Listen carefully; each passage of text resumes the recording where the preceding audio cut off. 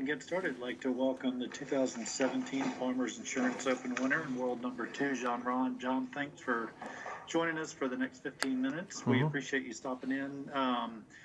You've had a chance to get out, see the course. Obviously, this is a tournament near and dear to you, in addition to the win, second last year. So just some thoughts on being back here this week.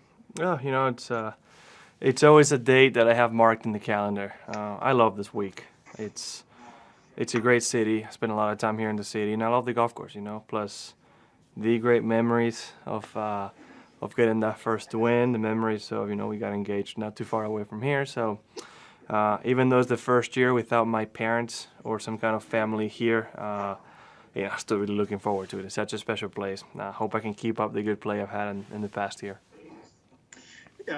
Coming into the week, we know you sustained an injury. If you can just kind of give us a little injury report on how you're feeling. I feel like that was blown out of proportion like crazy. Yeah, it was a little bit of a tweak in the gym. Nothing much. I think it was more overdoing on the winter. Didn't maybe get enough rest. And I could have played last week. I decided not to just because I didn't want to force it. I just wanted to be 100% sure that I was going to be fine for this week, And it's a long year. I could have pushed it and played last week, but I didn't want to maybe sacrifice events in the future. So that's why I decided not to play. But I had no pain by Monday. It was just more about the fact that besides being cautious, I just wouldn't have been able to really be hitting balls in practice by maybe late Tuesday or Wednesday. So physically, I'm feeling great. So there's nothing to worry about. It wasn't very serious. Okay, well, that is good to know. With that, we'll take a few questions. We'll start with Rex Hoggard. Rex? Jon, how much, if at all, will you be looking kind of with an eye towards June in the U.S. Open on the South Course as you play it this week? Very little. This golf course plays very different in summer, with the fairways being a little firmer, greens being a little bit firmer. You need to approach a very different strategy. Still a ball striker's golf course. You still got to play good, but I'm playing this week thinking about this week, not about June. Okay, we'll go now to Steve DeMeglio. Steve? Jon, next week they're going to have 5,000 fans per day. Your thoughts on that, and are there any concerns that Phoenix, instead of having 275,000 on the weekend, the Saturday, are going to have 5,000? It's going to feel like nothing, I can say that, based on the usual. Well, we're all looking forward to having somebody out there. It's not an odd feeling. It's something I've gotten used to not having spectators, but it's just fun. Even when you have some events where there's some people surrounding the last few holes and you hear some noise, it's fun. We play for the fans as well as for us, and the same. We're entertainers. So when you have the feedback from the crowd, it's a lot more enjoyable. But all in good time, right? I mean, we're gonna miss the usual atmosphere in Phoenix. It's a very unique event. It's a very fun event, and everybody we missed, but. 5,000 is better than nothing. So we're glad we can kind of start the year and hopefully start introducing fans. And let's see how it goes. Hopefully it doesn't get, there's no repercussion from having fans out there. Okay. And Jon, do you remember the first time you played Torrey Pines, and was it love at first sight? Well, first time I played Torrey was, I believe, during the winter of 2016. And I came here. And it was not like Monday, but a Monday-like day, blowing 20 and raining, and we played it tipped out. And I thought it was the most difficult golf course on the planet. I don't think we hit anything less than 6-iron into any green. It was absolutely ridiculous. But yeah, it was love at first sight. I mentioned it before, but this coastline, it's so similar to where I grew up in. The cliffs and the look that you get, overlooking the cliffs and the ocean. So. I get a great feel to being back home. I grew up in Pointe-à-Grasse, so it's just somewhat nostalgic, and that's why I think one of the main reasons why I love it so much. Thank you, sir. Okay, next we'll go to Sean Martin with PGA Tour. Sean? Were there any unintended benefits to not playing last week as far as just more time to prepare, to rest, or to get the new equipment dialed in, or anything like that? No, well, I actually wanted to play last week to get rounds in with the Callaway stuff. Right, the only tournament I've played is in Hawaii, where you have crazy lies, crazy winds, and a bit of an unusual golf course, right? So if anything, not that it was a negative, but I was looking forward to playing a tournament where the greens are perfect, very similar conditions to what I practiced in Scottsdale. What happens happens. It is what it is. I'm not gonna overthink it. We made a decision. Like I said, I could have played, but I decided not to. Cool. Thank you. Okay, we move now to Mark Ziegler. Mark? John, you mentioned that there's differences in the summer. Could you elaborate on how the course is different, and specifically with the different grasses in the fairway, Kuga and ryegrass? How does it affect you? It's just the setup, right? I mean, we did see it in 2008, how firm it was. So the ball is going to run out on the fairway a little bit, which is going to make those fairways play a lot narrower. The greens being firm, you need to be a lot more precise to the small areas on the green already. And you have those, the rough is going to be probably thicker than we have right now. So it's going to be even more imperative to keep it on the fairway.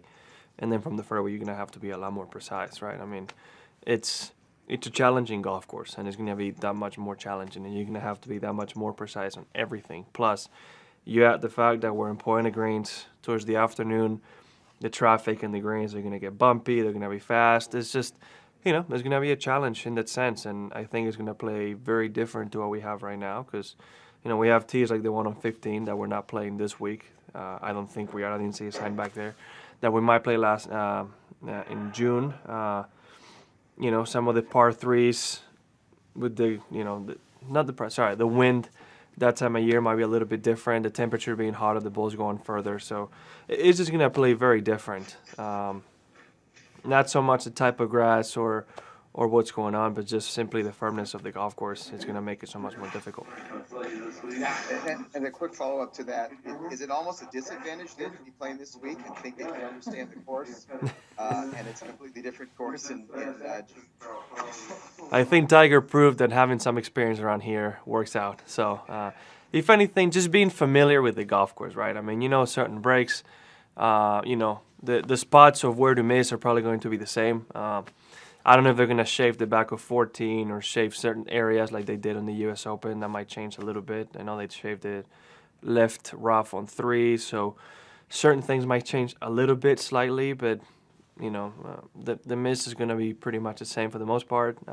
They've already shaved the rough on 13, so that play is going to play the same. If you miss it short, you're coming down 50 yards. I think the experience in the golf course is always going to help, and if it's not playing the same, just the familiarity with it, just being able to see the lines of the tee and shots into the green is always going to help. Thank you. Mm-hmm. Okay, we go now to Todd Leonard. Todd. John, do you think that the changes that were made before last year made much of an impact on the play last year, and do you think that they'll have much impact on the U.S. Open? Well, they moved to a couple bunkers and put them more in play, right? The right bunker on 1 used to be not easily flyable, but if you could hit a certain distance, you could fly it, and that makes it a lot easier. Now you have 2 bunkers that are in play. So they just, I think, moved the bunkers around to where it plays more like it used to play, right? Like the way it's supposed to. Bunkers are in play, and framing the hole very well. I don't remember that many of the changes, right? I think they added those bunkers on 13 on that left 10, half. 10 has a bunker. That's 10's longer. They've made a couple holes longer. We haven't played 15 from the back, so I don't know. It's already a hard hole from where we play from, so it's going to be even more difficult. 10, yeah, they made it a little bit longer. It used to be that right bunker was in the bad spot, and the left one was flyable if you hit a good one. So now you got to pick and choose, right? They just made it, where the bunkers, I think, are better placed off the tee. So you have to make a decision whether you want to attack it or not, and in certain lines. Same on 12. I mean, they've moved the bunkers to where they're more in play now. So if anything, they made it a little bit more difficult. As major venues go, what would you most compare Torrey Pines to? Whew. Tough to tell. Tough to tell because it's a little bit different to what we play throughout the year, right? I mean, it's got a pebble feel because you're on the coastline and you get that cold breeze, and the greens are pointing as great as well, right? And and they react similarly, but then the fairways and rough are different. So I wouldn't know what to tell you. I might not have enough major experience or enough. I haven't played enough golf courses to be able to tell you which one is closest to. I think it's just unique in its own right. Okay, thank you. Okay, we got now to Adam Shupak. Adam. Hey, John, hypothetically speaking, a 5 to 10 handicap, if they were to play Torrey South and North right before the tournament this week, what do you think they would shoot, and how big of a difference between playing the South versus the North? 5 to 10 handicap, tipped out from the tips? You know, Oh, from the right tees. Well, big difference. What type of player they are, right? I mean, there's many different ways. There's a big difference between South and North. I think they will score much better on the North golf course. South, there's a couple shots are very, very tricky. It all depends. If they get a windy day, a 10 handicap will do good to break 90. Honestly, it's I'm gonna say that right now. If it's a windy day, a 10 handicap, because my dad's a 10 handicap, and I hope he hears this, and you probably agree, it would have a hard time breaking 90. Even in a normal day, it's just a really challenging golf course. A 5 handicap, I mean, I can say confidently there might be somebody shooting in the 80s this week, so I wouldn't be, I can say a 5 handicap, low 80s would still be a good round. And that is in this conditions or U.S. Open setup? I can't hear you very well. I don't know what's going on. how big a difference from this week versus when they showed up in the U.S. Yeah, I can't hear. I mean, if you guys can understand, tell me, because I can't understand what it's saying. Yeah, no, I think, Adam, we're having some audio difficulties with your microphone. How big a difference between if you played it right now versus in June? I just can't. I'm sorry. I can't understand what it's saying. I'm sorry. Is it a chat where he can send a question to someone? Yeah, he knows. Like he's telling him. Adam, I'm not. Okay, let me check at one more. Adam, type your question in, please, real quick. Sorry, John. No, it's all good. I just. Alvin and Chipmunks. He needs to cut it off. Yeah, he needs to cut him off. That's what I told him. Technical difficulties. Okay, he just wants to know how big a difference this week. Say,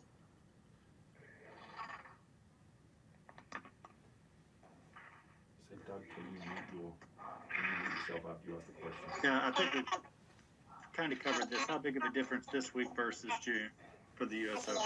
Oh yeah. Well, to be honest, I don't know because I haven't played a U.S. Open here. So,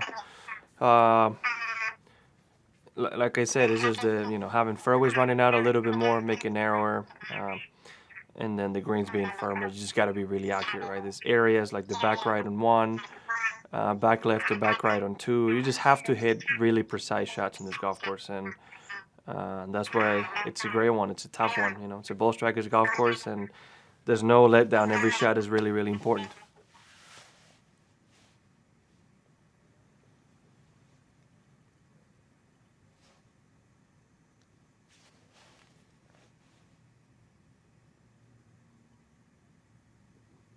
Final question is just what's the most memorable thing that you've heard at TPC Scottsdale in light of coming up next week? Any humorous anecdotes or anything you've heard of noted or seen, for that matter, at 16 Scottsdale?